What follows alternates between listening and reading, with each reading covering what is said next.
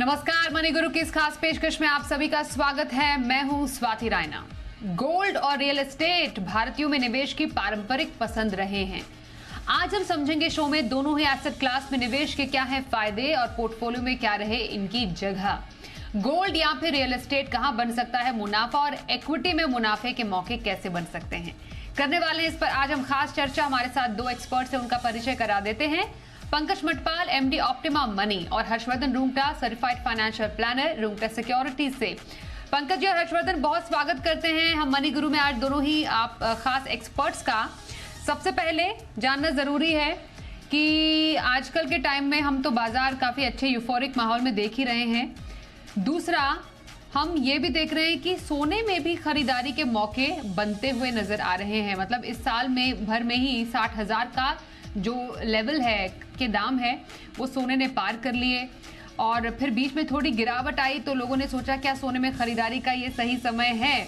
तो थोड़ी हम इन्हीं संभावनाओं पर चर्चा करने वाले हैं। और रियल एस्टेट, जिसमें कहा गया कि कोविड के बाद स्थिति सुधरी है और रियल एस्टेट में भी एक नया मौका बना है निवेश करने का। तो इन सबको जरा अच्छे से समझते हैं। सबसे पहले गोल्ड से शुरुआत करते हैं। पंकज जी, आपकी नजर में हम पहले प्योर फंडामेंटल्स के तौर पर अगर समझे गोल्ड को, सेंटिमेंट से जुड़ा हुआ रहा है सोना। हम पीढ़ियां दर पीढ़ी अगर किसी के पास गोल्ड ना हो या सोने की ज्वेलरी ना हो तो वो अधूरा माना जाता है। तो आपकी नजर में जो गोल्ड है एज एन एसेट कितना जरूरी है? स्वाति नमस्कार, बिल्कुल सही कहा आपने। देखिए, गोल्ड से हम इंडियंस को बहुत लगाव है और हर घर में थोड़ा बहुत सोना मिल ही जाता है। लेकिन निवेश के हिसाब से भी बात करें तो गोल्ड ने लॉन्ग टर्म में एक स्टडी रिटर्न्स दिए हैं। मैं नहीं कहूंगा कि बहुत ज्यादा इक्विटी जैसे, लेकिन अगर आप लॉन्ग टर्म में देखें तो अच्छा खासा रिटर्न्स गोल्ड से मिला है। तो इसके लिए निवेश के लिहाज से भी गोल्ड सही माना जा सकता है। अब यदि बात करें इस वक्त की, तो इस वक्त पर इंसिडेंटली तीनों ही एसेट क्लास जिनके आपने जिक्र किया, इक्विटी, गोल्ड और रियल एस्टेट, काफी ऊंचाई पर है। तो ऐसे में आपको अपने पोर्टफोलियो में एलोकेशन के हिसाब से गोल्ड को रखना चाहिए। लेकिन यदि ये बात करें कि अब जब 61,000 रुपया तोला सोना पहुंच गया है तो यहां से कैसा मूवमेंट होगा, तो ऐसी उम्मीद करना मेरे हिसाब से सही नहीं होगा कि जिस हिसाब से पिछले कुछ समय में तेजी देखी गई है वैसी ही रहेगी। लेकिन एक एसेट एलोकेशन के हिसाब से गोल्ड को अपने पोर्टफोलियो में छोटी मात्रा में रखना मेरे हिसाब से अच्छा है। तो छोटी मात्रा में सोने में आप निवेश कर सकते हैं। वहीं रियल एस्टेट की तरफ जरा आए। हर्षवर्धन, जैसा गोल्ड रहा है कुछ वैसे ही सेंटिमेंट्स प्रॉपर्टी या फिर रियल एस्टेट से भी जुड़े होते हैं। घर पर छत होना एक बहुत बड़ी बात मानी जाती है कि आप एक टाइम पे तो ऐसा था कि आप किराए के घर में रहते तो उसे टेंशन होता था और इतनी ज्यादा जद्दोजहद और कवायद होती थी कि अपना घर हो जाए, चाहे वो खुद से बनाया हुआ हो या फिर आप खरीदें एक फ्लैट। तो रियल एस्टेट में over the period of time जो निवेश का सिलसिला है या फिर जो खरीदारी का सिलसिला है वो अब तक आपकी नजर में कितना बदला है? तो देखिए स्वाति, आपने शुरुआत में कहा था कि कोविड के बाद में एक रियल एस्टेट में एक नया रुझान आया है। तो कोविड एक इंसिडेंट था जहां पे लोग घर पे थे और अब ये महसूस होने लगा कि पूरा परिवार, बच्चे स्कूल की पढ़ाई भी घर से कर रहे हैं, आप अपने ऑफिस का काम भी घर से कर रहे हैं, तो इनवेरिएबली लोगों को घर छोटा लगने लगा और बहुत दिक्कतें होने लगी। तब एहसास हुआ कि हमें थोड़ा बड़ा घर चाहिए होगा। तो इसीलिए हम देखें कि कोविड के बाद में थोड़े बड़े घर की रिक्वायरमेंट ये सब आने लगी। तो जो पहले 2 बेडरूम में रहते थे वो अभी 3 बेडरूम की तरफ जा रहे हैं, जो 1 बेडरूम में थे वो 2 बेडरूम लेना चाह रहे हैं। तो ये एक जो जरूरतें हैं वो कोविड के हिसाब से एक नई रिक्वायरमेंट पैदा हुई है, मान लीजिए। लेकिन अगर हम ट्रेडिशनली रियल एस्टेट की बात करें तो ट्रेडिशनली इंडियंस के लिए गोल्ड और रियल एस्टेट बहुत बहुत करीब है, दिल के करीब है। उनका ये इन्वेस्टमेंट भी नहीं माने तो ये एक स्टेटस सिंबल है कि आपके पास गोल्ड कितना है और आपके पास आपका खुद का घर है कि नहीं। कई कम्युनिटीज इंडिया में ऐसी हैं, जो हम ऐसी बात करें कि लोगों की शादी नहीं होती क्योंकि उनके पास घर खुद का नहीं होता। तो कई बार ऐसे ये रिक्वायरमेंट मानी जाती है कि कोई भी पिता अपनी बेटी की शादी नहीं करेगा ऐसे घर में जहां उनके पास खुद का घर नहीं हो। बोले इनका तो घर भी खुद का नहीं है, ये भाड़े पे रहते हैं।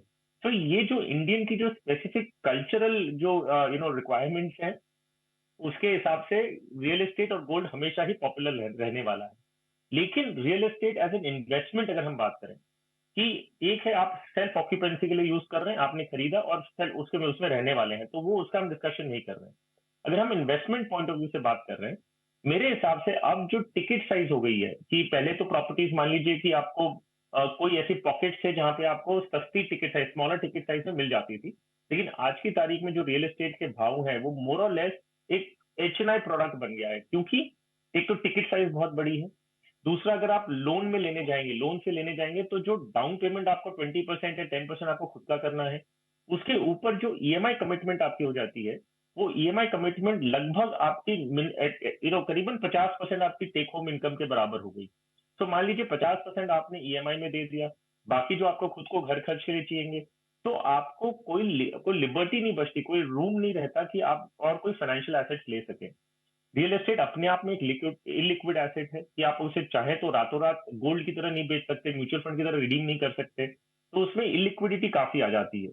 तीसरी, जब आप अगर गोल्ड आपको ये रियल एस्टेट को ओन करते हैं, तो जब तक आप उसको ओन कर रहे हैं तब तक आपको उसका मेंटेनेंस करना है, आपको प्रॉपर्टी टैक्सेस वगैरह भरने हैं, तो काफी राइट। खर्च है उसको सिर्फ मैनेज करने के लिए, उसको रखने के लिए अपने पास।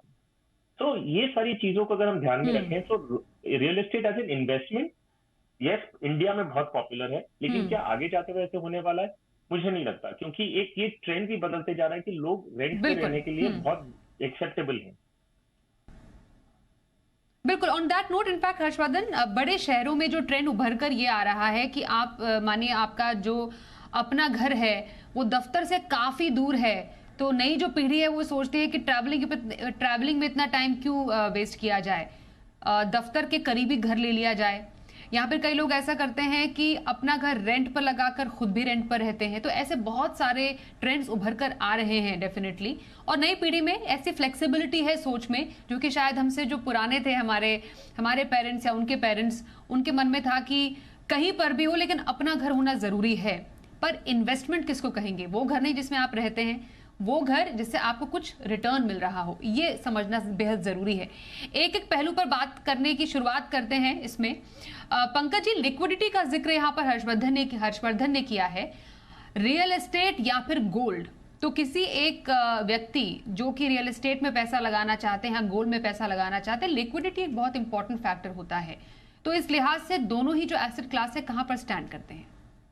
बिल्कुल, देखिए रियल एस्टेट को लेकर हर्ष ने काफी कुछ बताया अभी, और मैं एक बात कहूंगा कि रियल एस्टेट में लिक्विडिटी अच्छी नहीं है।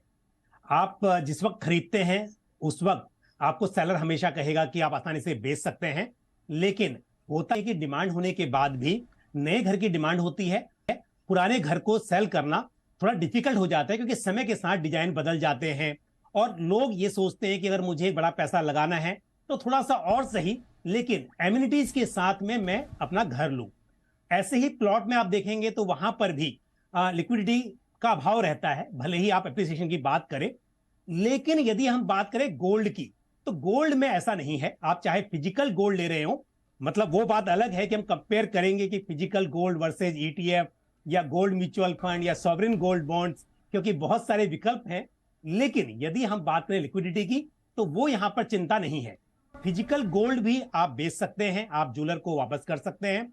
साथ ही सॉवरेन गोल्ड बॉन्ड्स हो या फिर गोल्ड म्यूचुअल फंड्स, उनको रिडीम किया जा सकता है, म्यूचुअल फंड रिडीम किए जा सकते हैं, एसजीबी ट्रेड किए जा सकते हैं, गोल्ड ईटीएफ ट्रेड किए जा सकते हैं। तो यानी कि सोने में आपको लिक्विडिटी की चिंता नहीं करनी है। और दूसरी बात यह भी है कि अगर आपने गोल्ड म्यूचुअल फंड में इन्वेस्ट किया हुआ है तो पूरा पैसा नहीं, आपको जितनी जरूरत है आप उतना निकाल लीजिए। लेकिन रियल एस्टेट की बात करें तो ये मुश्किल है। एक घर लिया है तो पूरा घर आपको बेचना पड़ेगा, आप आधा नहीं बेच सकते। तो लिक्विडिटी के हिसाब से तो खैर गोल्ड काफी बेहतर है रियल एस्टेट के मुकाबले। बिल्कुल सर, बिल्कुल सही आपने कहा। ये लिक्विडिटी की हमने चर्चा की है। अब जो दूसरा पैरामीटर होता है जिस पर कोई एक जो निवेशक हैं या व्यक्ति सोचना और जांचना परखना चाहते हैं, वो है टैक्सेशन एंगल। तो हर्षवर्धन, रियल एस्टेट और गोल्ड दोनों में टैक्स के अपने अपने नियम क्या कहते हैं? तो वेल देखिए, अब रियल एस्टेट में अगर हम बात करें तो 2 साल तक आप अगर होल्ड करते हैं अपने रियल एस्टेट को, तो 2 साल के अंदर अगर आपने बेचा है तो आपको शॉर्ट टर्म कैपिटल गेन्स है, और 2 साल के बाद आप जब बेचते हैं तो लॉन्ग टर्म कैपिटल गेन्स माना जाता है। और वो ऑब्वियसली उसको टैक्स बचाने के लिए आपके पास अलग अलग विकल्प हैं, तो वो एक अलग ऑप्शन है। जहां तक हम गोल्ड की बात कर रहे हैं, तो गोल्ड का अगर आप म्यूचुअल फंड के थ्रू इन्वेस्ट कर रहे हैं, तो अभी जो एक फर्स्ट, अगर आप ये इसका एक जो भी होल्डिंग पीरियड है आपका, वो ये शॉर्ट टर्म कैपिटल गेन्स माना जाएगा, और जो भी गेन्स हो रहा है वो आपकी इनकम में जोड़ा जाएगा। इंटरेस्टिंगली एक प्रोडक्ट जो है वो सॉवरिन गोल्ड बॉन्ड, वो बहुत बहुत टैक्स एफिशिएंट है, और अगर आप गोल्ड इन्वेस्टमेंट के रूप में लेना चाहते हैं तो सॉवरिन गोल्ड बॉन्ड से बेटर और कोई option tax efficiency point of view को लेके हो ही नहीं सकता। उसको मैं आपको खाली टैक्सेशन बता दूं। एक है ऑफ कोर्स कि अगर ये 8 साल के बॉन्ड होते हैं तो आपने आज इन्वेस्ट किया, और जब मेच्योरिटी है जो 8 साल बाद मेच्योर होते हैं, वो जब आप मेच्योरिटी प्रोसीजर आपको आता है, जो भी गेन्स हो रहा है आपको वो पूरा टैक्स फ्री है, उस पर कोई भी आपको टैक्स नहीं भरना है, as compare to other option जहां पे हम बोल रहे हैं कि आपको या तो म्यूचुअल फंड के रूप में आप होल्ड कर रहे हैं तो शॉर्ट टर्म कैपिटल गेन्स है, और अगर आप उसे फिजिकल गोल्ड के रूप में होल्ड कर रहे हैं तो वो वहां पे 20% लॉन्ग टर्म कैपिटल गेन्स 8 साल का अगर आप होल्ड कर रहे हैं तो। जो इंटरेस्ट आपको सॉवरिन गोल्ड बॉन्ड्स आपको रेगुलरली इंटरेस्ट देते हैं, तो जो इंटरेस्ट आपको सालाना 2.5% आता है वो फुल्ली टैक्सेबल है, तो उसमें आपको कोई भी टैक्स की ना सहूलियत या रियायत नहीं है। वहां पे आपको पूरा आपकी इनकम के हिसाब से, इनकम स्लैब के हिसाब से आपको टैक्स भरना होगा। तो टैक्सेशन पॉइंट ऑफ व्यू से भी अगर आप देखें और उसे लिक्विडिटी के साथ में जोड़ें, तो कोई एसेट जो मेरा बहुत इजीली बेच सकता हूँ, मैं रातों रात बेच के उसे इनकैश कर सकता हूँ। Gold is also global currency, ऐसा नहीं है कि आप अगर इंडिया में ही बेच सकते हैं, ऑफकोर्स कस्टम रूल्स है कि आप बाहर लेके जा नहीं सकते वगैरह, लेकिन इट्स ग्लोबल करेंसी, आप उसे किसको भी बेचते हैं। रियल एस्टेट बहुत स्पेसिफिक हो जाता है, आपकी एरिया में किसको इंटरेस्ट है, उनका टिकट साइज है, बजट है, एक्सेट्रा। तो अगर हम टैक्सेशन पॉइंट ऑफ व्यू से बात करें और लिक्विडिटी को कंबाइन करके देखें, तो ऑब्वियसली गोल्ड इस पहलू पे भी बहुत ज्यादा फेवरेबल रहता है। बिल्कुल। तो गोल्ड की अपनी अलग स्पेशलिटी है, अपनी खासियत है, और रियल एस्टेट प्रॉपर्टी खरीदने के अपने अलग रिस्क और रिटर्न है, और रिटर्न की क्योंकि यहाँ पर जिक्र हुआ है, तो पंकज जी अगर हम अलग अलग एसेट क्लास और रिटर्न को देखते हैं, अभी हम दिखाएंगे भी दर्शकों को कि गोल्ड हो गया, रियल एस्टेट है, इक्विटी है, डेट है। इक्विटी में हमने निफ्टी 50 को लिया है, उसमें लॉन्गर टर्म के रिटर्न्स, मतलब लंबी अवधि में कौन से एसेट क्लास ने रिटर्न बनाकर दिया है पिछले 10 साल, 15 साल या 20 साल में। हम समझते हैं कि इक्विटी एक ऐसा एसेट क्लास रहा है जिसने अच्छे रिटर्न दिए हैं। उसके बाद हमने गोल्ड में एक अच्छा रिटर्न बनते हुए देखा है। तो रिटर्न के लिहाज से अगर हम फिलहाल अभी सिर्फ रियल एस्टेट और गोल्ड की बात करें, इक्विटी की चर्चा थोड़ी देर में करेंगे, तो यहां पर क्या एक्सपेक्टेशन रखनी चाहिए अब आने वाले टाइम में? देखिए, अब यहां से अगर हम आगे की उम्मीद करें, पहली बात तो समझना जरूरी है कि गोल्ड में आप 10% के आसपास का रिटर्न एक्सपेक्ट कर सकते हैं, लेकिन यदि हम बात करें रियल एस्टेट की, तो यहां पर यह कहना बहुत मुश्किल है कि रिटर्न्स कैसे मिलेंगे, क्योंकि पहली बात, आप किस तरह की प्रॉपर्टी बाय कर रहे हैं। आप प्लॉट ऑफ लैंड ले रहे हैं, या आप एक फ्लैट ले रहे हैं, या खुद का बना हुआ एक घर ले रहे हैं, तो इस बात पर भी काफी निर्भर करता है कि रिटर्न्स कैसे होंगे। दूसरी बात यह है कि कहां पर ले रहे हैं, तो एक जगह से दूसरी जगह पर प्राइस चेंज हो जाते हैं, और एक ही जगह पर भी कई बार ऐसा होता है कि वहां पर कोई डेवलपमेंट हो गया, आपने कहीं प्लॉट लिया, उसके आसपास में स्कूल आ गया, हॉस्पिटल आ गया, प्राइस ज्यादा बढ़ गए, और उसी की जगह पे कुछ नेगेटिव चीजें भी हो सकती हैं कि प्राइस कम हो जाए। तो गोल्ड में ऐसा नहीं है। गोल्ड में returns across the country almost, थोड़ा बहुत फर्क होता है स्टेट वाइज, सिटी वाइज, लेकिन बहुत ज्यादा फर्क नहीं होता है। लेकिन रियल एस्टेट में एक ही शहर में भी एक कोने से दूसरे कोने में आपको बहुत ज्यादा डिफरेंस देखने को मिलेगा। तो इसके लिए वैसे तो प्रॉपर्टी में देखिए, कहीं भी अगर आप लॉन्ग टर्म की बात करें तो रिटर्न्स बहुत अच्छे नहीं होते हैं हमें, सिर्फ क्योंकि हम लॉन्ग टर्म के हिसाब से देखते हैं कि हमने 10 लाख में लिया था, 1 करोड़ में बेचा, तो इसके लिए। बट अगर आप CAGR की बात करें तो बहुत हाई नहीं होता है। बट उसके बावजूद भी दूसरा, मैंने जैसा कहा कि डिपेंड करता है प्लेस टू प्लेस। लेकिन इस वक्त पर, क्योंकि ऑलरेडी हमने देखा कोविड-19 के बाद एक अच्छी खासी रिकवरी आ चुकी है, प्राइस काफी बढ़ चुके हैं, तो अब इन्वेस्टर्स ऐसा भी ना सोचें कि पिछले 1 साल में जो तेजी देखने को मिली थी वैसी अगले साल में मिलेगी, तो मेरे हिसाब से वो शायद मुश्किल है। बिल्कुल। हर्षवर्धन, एक छोटा सा जवाब आपसे लेना चाहेंगे। जैसे गोल्ड में निवेश करने के कई विकल्प है। सॉवरेन गोल्ड बॉन्ड है, गोल्ड म्यूचुअल फंड है, गोल्ड ईटीएफ्स हैं। यहाँ पर आप फायदा ले सकते हैं सोने में एक्सपोजर का। वैसे ही रियल एस्टेट में कोई प्रॉपर्टी में निवेश अगर नहीं करना चाहता, बड़े पैसे नहीं लगाना चाहता, तो रीट के जरिए भी इन्वेस्टमेंट करने का विकल्प है। हालांकि भारत में अभी उतने ज्यादा ऑप्शंस अवेलेबल नहीं है, पर क्या प्रॉपर्टी का एक विकल्प रीट हो सकता है? जी हाँ, इनफैक्ट स्वाति, जो हमने पहली प्रॉब्लम रियल एस्टेट की बात की थी वो थी कि बड़ी टिकट साइज होती है, उसमें काफी पैसे आपके ब्लॉक हो जाते हैं। तो अगर ये पहलू को अगर आप काउंटर कर रहे हैं तो रीट्स उसका बहुत अच्छा ऑल्टरनेटिव है। तो क्योंकि उसमें ऐसे कोई कमिटमेंट नहीं है आपको कि आपको 50 लाख, 1 करोड़, 2 करोड़, 5 करोड़ की प्रॉपर्टीज खरीदनी है, वैसा नहीं है। आप छोटी रकम से भी रीट्स का एक्सपोजर ले सकते हैं।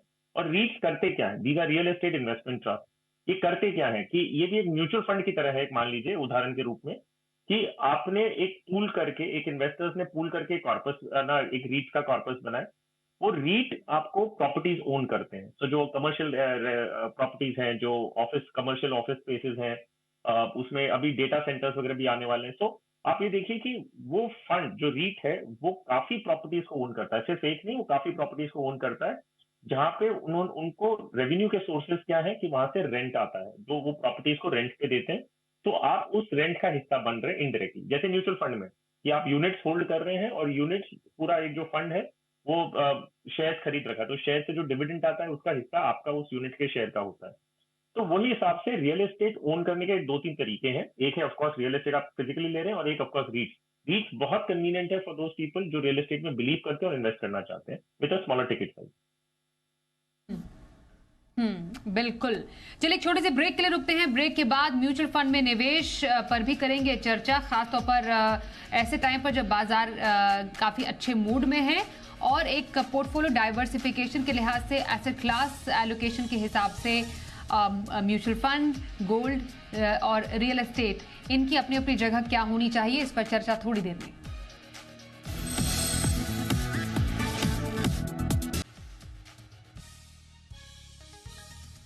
तो पोर्टफोलियो डाइवर्सिफिकेशन के लिहाज से आपके निवेश में, एसेट क्लास में, म्यूचुअल फंड, उसके अलावा रियल एस्टेट, गोल्ड, इनके अपनी अपनी क्या जगह होनी चाहिए? जैसा आप कुछ समय पहले पंकज जी हम बता रहे थे कि रिटर्न के लिहाज से लंबी अवधि में इक्विटी एक ऐसा एसेट क्लास रहा है जिसने अच्छे रिटर्न दिए हैं बाकी एसेट क्लासेस के मुकाबले, आउट परफॉर्म किया है बाकी एसेट क्लासेस को। तो ऐसे में लॉन्ग टर्म के लिए एसेट क्लासेस में आपकी नजर में नंबर 1 पे क्या? बिल्कुल स्वाति, मेरी नजर में इक्विटी है जो लॉन्ग टर्म में वेल्थ क्रिएशन में मदद कर सकता है। और जब भी ये बात मैं कहता हूं स्वाति, तो कई बार एक लोगों का एक काउंटर ये भी होता है कि रियल एस्टेट में हमें बहुत पैसा मिला। तो कई बार ऐसा होता है कि आपने कोई प्लॉट लिया और वहां पर आपको बहुत फायदा हो गया, तो एक पर्सनल एक्सपीरियंस के हिसाब से वो लोग हमेशा कहते हैं कि नहीं, हमें तो बहुत फायदा हुआ प्लॉट ऑफ लैंड में। ऐसा हो सकता है कि कुछ जगह पर ऐसा हुआ हो, बट अगर आप एवरेज देखते हैं तो रियल एस्टेट के मुकाबले में इक्विटी मार्केट का रिटर्न्स काफी बेहतर होता है। तो मेरा तो सुझाव भी ये है, मेरा मानना भी ये है कि लंबी अवधि के लिए आपको इक्विटी में एलोकेशन ज्यादा रखना चाहिए किसी भी दूसरे एसेट क्लास के मुकाबले। फंड में निवेश चला ओके, तो लंबी अवधि में। और हर्षवर्धन, आपकी नजर में क्या एक प्रॉपर बैलेंस होना चाहिए एसेट क्लासेस का? किसी को लॉन्ग टर्म में इन्वेस्टमेंट पोर्टफोलियो बनाना है तो म्यूचुअल फंड, थोड़ा गोल्ड, या फिर रियल एस्टेट? रियल एस्टेट तो सब्जेक्टेड टू आपकी जरूरत के हिसाब से भी है, गोल्ड तो आमतौर पर हर कोई रख सकता है अपने पोर्टफोलियो में, पर क्या जगह हो? तो वेल स्वाति, देखिए इसमें कोई डाउट नहीं है कि आपकी जरूरतों को आपको नजर में रखते हुए आपको एक ना पोर्टफोलियो बनाना है, उसमें कोई डाउट ही नहीं है। और दूसरी बात, आपको एक और चीज एक इन्वेस्टर्स को समझनी है कि हर एक इन्वेस्टमेंट ड्यूरेशन के लिए अलग प्रोडक्ट है। एक उदाहरण के रूप में आपको बताता हूँ कि अगर एक इंसान को 100 मीटर तक जाना है, कहीं यहाँ से मान लीजिए 100 मीटर या 1 किलोमीटर तक ट्रैवल करना है, तो वो शायद एक साइकिल लेगा, एक गाड़ी लेगा या चल के जाएगा। अगर उसे 1,000 किलोमीटर जाना है तो वो चल के या साइकिल में नहीं जा सकते, उन्हें दूसरी एक व्हीकल लेना होगा। मान लीजिए उन्हें कार में जाना होगा या फ्लाइट में जाना होगा या ट्रेन में जाना होगा। तो वैसे ही आपकी जो अगर शॉर्ट टर्म रिक्वायरमेंट्स हैं उसकी उसके लिए प्रोडक्ट्स अलग हैं, आपकी लॉन्ग टर्म रिक्वायरमेंट्स है उसके लिए प्रोडक्ट्स अलग हैं। हम नॉर्मली उल्टा करते हैं, हम ये करते हैं कि हम डेट प्रोडक्ट्स जो इंश्योरेंस पॉलिसीज वगैरह हैं वो हम 20-20 साल के लेते हैं, और इक्विटी म्यूचुअल फंड को हर 3 महीने 6 महीने में एक्सपेक्ट करते हैं कि हमें अच्छा रिटर्न मिले। एक्चुअली ये उल्टा है, डेट होना चाहिए शॉर्ट टर्म के लिए और इक्विटी होना चाहिए लॉन्ग टर्म के लिए। तो अगर आप लॉन्ग टर्म के लिए इन्वेस्ट कर रहे हैं, आपने जो नंबर्स दिखाए, जो रिटर्न दिखाए हैं, वो क्लियरली दर्शाता है कि भाई लॉन्ग टर्म में equity is the asset class जहां पे आपको इन्फ्लेशन बीटिंग पॉजिटिव रिटर्न्स मिले। अगर आप अगर आप 20 साल के लिए इन्वेस्ट कर रहे हैं, it's not a good product. Gold आप एक एसेट एलोकेशन के रूप में अपने पोर्टफोलियो में जोड़ के रख रहे हैं कि भाई मुझे मुझे 10 या 15% मेरे पास होना चाहिए, वो अच्छा डाइवर्सिफिकेशन है। लेकिन क्या गोल्ड आपको वेल्थ क्रिएट करके देगा 20 साल में? जी नहीं। वो डाइवर्सिफिकेशन पर्पज के लिए, हेज अगेंस्ट इन्फ्लेशन, आपको एक liquidity point of view, sovereign है, मान लीजिए गोल्ड इज यूनिवर्सल करेंसी जैसे मैंने आपको बताया, तो एक वो एलोकेशन पॉइंट ऑफ व्यू से ठीक है। लेकिन क्या 20 साल में गोल्ड आपको वेल्थ क्रिएट करके देगा? नहीं। 20 साल में आपको इक्विटी वेल्थ क्रिएट करके देगा। रियल एस्टेट बहुत पोलराइज्ड है, आपको एक्सपीरियंस अच्छा होगा, लेकिन आपके आपके जो दोस्त हैं उनको वही पीरियड के लिए अच्छा एक्सपीरियंस नहीं हो सकता, क्योंकि इट इज वेरी सब्जेक्टिव कि आपने कौन सी लैंड ली है, कौन सा आपने प्रॉपर्टी लिया जो अचानक बढ़ गया। और रियल एस्टेट क्वाइट ऑनेस्टली मैं तो ये मानता हूँ कि बहुत खुद के नसीब और लक पे बहुत डिपेंड करता है। हर एक इंसान रियल एस्टेट में पैसे नहीं बनाता, जिसका बनता है वो बहुत अच्छा बनता है, लेकिन क्योंकि वो आपके कंट्रोल की चीज है। इक्विटी आपको सिर्फ अच्छी स्कीम यूज करनी है, बाकी फंड मैनेजर और बाकी उसके वो इक्विटी अपने आप ही करेगा। तो क्या कंट्रोलेबल है क्या नहीं है वो आपको ध्यान रख के अपना पोर्टफोलियो क्रिएट करना पड़ेगा। और पंकज जी, आपकी नजर में एलोकेशन या जो परसेंटेज है, एलोकेशन परसेंटेज, फॉर एग्जांपल एक नए निवेशक हैं, वो चाहते हैं कि डाइवर्सिफिकेशन अक्रॉस एसेट क्लास करें, तो आपकी नजर में कोई एलोकेशन परसेंटेज है जो आप रेकमेंड करेंगे? बिल्कुल स्वाति, देखिए रियल एस्टेट तो खैर अगर आप नए निवेशक की बात कर रहे हैं और कोई यंग है तो शायद उतना बड़ा पैसा भी ना हो कि वो रियल एस्टेट बाय कर सके, लेकिन डेट, इक्विटी और साथ में गोल्ड के बीच में आप बिल्कुल एलोकेशन कर सकते हैं।